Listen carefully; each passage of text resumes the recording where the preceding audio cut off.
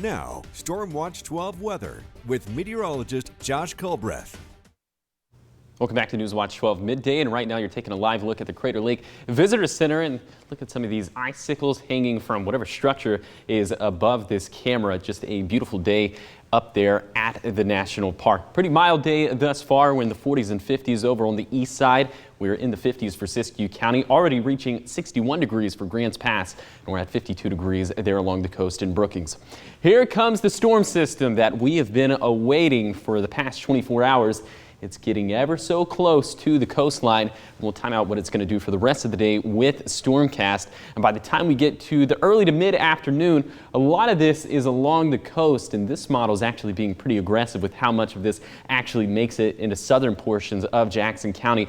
But most of the rain will be on the line from Brookings up to Grants Pass, Shady Cove, and up towards Schmolt, and kind of points, I should say, up towards the north, and that'll continue to lift off overnight, and then it'll kind of wobble back down again to that same area, Curry County, northern portions of Josephine and Jackson County, and getting into northern portions of Klamath County. So that was all kind of convoluted, but on the other side of all that, we're going to be dry on Saturday afternoon, and some of the clouds could break apart just a little bit, maybe giving us a little bit of sunshine, although this model is still staying pretty firm with all of the cloud coverage.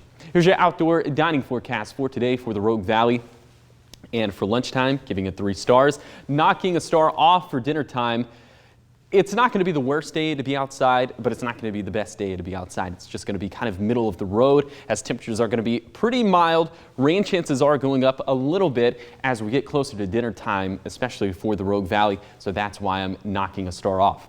So for today, we're going to be mild, about 5 to 10 degrees warmer than yesterday. Winds are going to be turned down just a notch, although still breezy for Siskiyou County for the east side and along the coast. And we'll have some rain chances like you saw in STORMCAST, but it's mainly going to be to the west of the Cascades, to the north of the Siskiyous, and primarily in the northern portions of Jackson and Josephine County, all of Curry County. Just kind of a messy pattern today, and that will carry over into the overnight hours, where again it's going to be on the west side where we hold on to some very small shower chances. We should dry out for Siskiyou County and for the east side. We started off this forecast with Crater Lake, and we're going to end it with Crater Lake. As for Saturday, it'll be cold. It'll be breezy as well. Those winds gusting potentially up to 25 miles per hour. The same thing can be applied for Sunday, but will be a little bit warmer. It's not going to be the best spring weekend to go up to Crater Lake, but if you have to pick between either of these days, I would definitely go with Sunday. It does look like we're going to dry out into next week. We're finally going to get some days where we can just kind of catch our breath from all this wet weather, specifically Sunday, Monday, and Tuesday. But because the rain is going away temporarily, here comes the pollen. Once again, pollen counts will surge into Monday. The top allergens will be mulberry, walnut, and grasses. Here's your 7-day forecast along the coast. We'll see that dry slot kind of for Monday and Tuesday, and then some of the wet weather will return for Wednesday and for Thursday. For Siskiyou County, look at the weekend we're going to have. Temperatures getting into the 70s and 80s. Gorgeous, lots of sunshine. But look at the high temperature for next Thursday as that next storm system is going to swing through.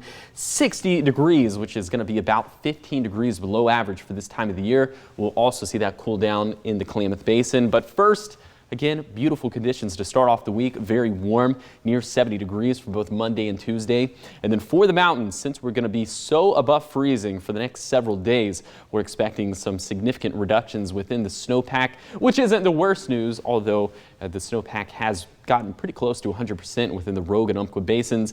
And then for the Rogue Valley, everyone just circle Sunday on your calendars. It's going to be a beautiful day. Monday and Tuesday will be just as beautiful.